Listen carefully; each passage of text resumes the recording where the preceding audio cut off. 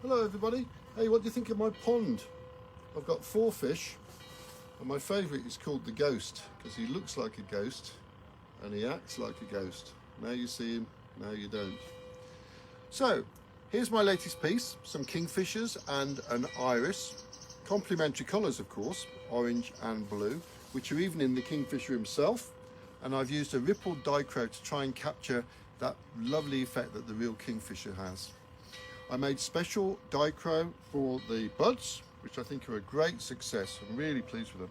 And notice compositionally the way we've got this sort of windshield wiper action going on here with the reeds linking the 2 Kingfishers together, the verticality of the iris.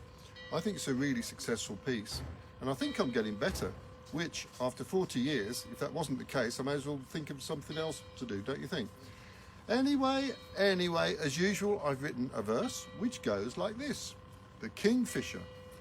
I'm a bit of a well-wisher when it comes to the Kingfisher, because although on the decline, I'm hoping they'll do fine.